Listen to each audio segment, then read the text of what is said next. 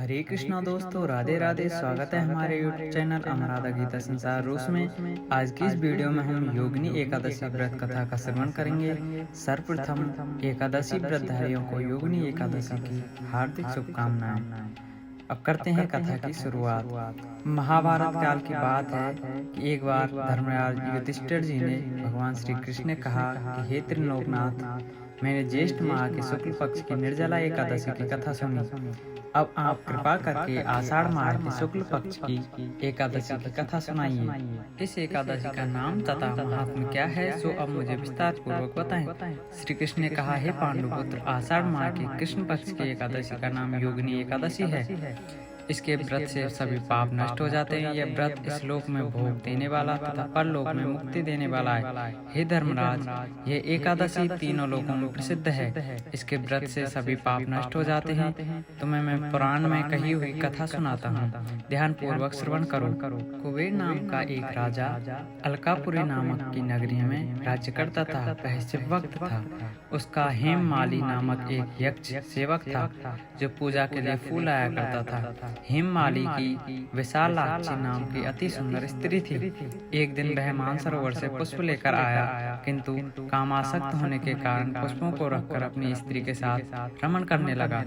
इस भोग विलास में दोपहर हो गई। हेममाली की राह देखते देखते जब राजा कुबेर की दोपहर हो गई तो उसने क्रोध पूर्वक अपने सेवकों को आज्ञा दी कि तुम लोग जाकर पता लगाओ कि हेममाली अभी तक पुष्प लेकर क्यों नहीं आया। जब सेवकों ने उसका पता लगाया तो राजा के पास जाकर बताया कि हे राजन, वह हेममाली अपनी स्त्री के साथ रमण कर रहा है। इस बात को सुनकर राजा कुबेर ने हेममाली को बुलाने की आज्ञा दी। डर से कांपता हुआ हेममाली राजा के सामने उपस्थित हुआ। उसे देखकर कुबेर को अत्यंत क्रोध आया और उसके होठ फड़फड़ाने लगे। राजा ने कहा, अरे अधम, तूने मेरे परम पूजनीय देवों के देव महादेव जी का अपमान किया है। मैं तुझे श्राप देता हूँ कि तू स्त्री के वियोग में तड़पे और मृत्यु लोक में जाकर कोड़ी का जीवन व्यतीत करे। कुबेर के श्राप से वह तत्क्षण स्वर्ग से पृथ्वी पर आ गिरा और कोढ़ी हो गया।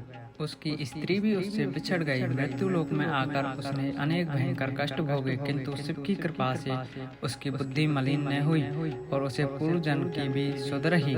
अनेक कष्टों को भोगता हुआ तथा अपने पूर्व जन्म के कुकर्मों को याद करता हुआ वह हिमालय पर्वत की तरफ चल पड़ा। चलते चलते वह मार्कंडेय ऋषि के आश्रम में जा पहुंचा। वह ऋषि अत्यंत वृद्ध तपस्वी थे।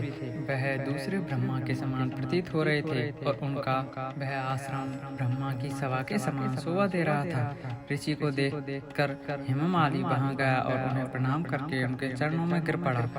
हेममाली को देखकर मार्कंडेय ऋषि ने कहा, तूने कौन से निष्कृष्ट कर्म किए हैं जिससे तू कोढ़ी हुआ और भयानक कष्ट भोग रहा है। महर्षि की बात सुनकर हेममाली बोला, हे मुनीश्वर श्रेष्ठ, मैं राजा कुबेर का अनुचर था। मेरा नाम हेममाली है।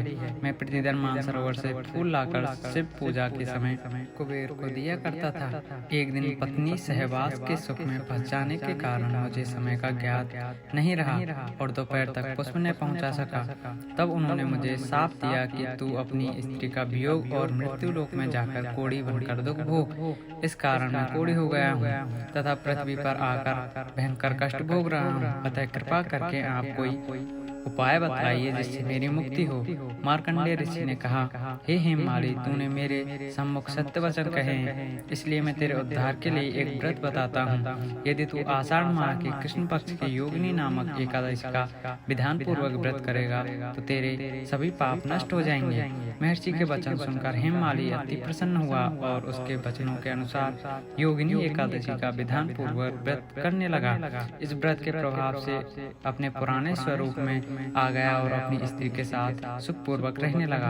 भगवान श्री कृष्ण ने कहा, हे राजन, इस योगिनी एकादशी की कथा का फल 88,000 ब्राह्मणों को भोजन कराने के बराबर है। इसके व्रत से सभी पाप नष्ट हो जाते हैं और अंत में मोक्ष प्राप्त करके प्राणी स्वर्ग का अधिकारी बनता है।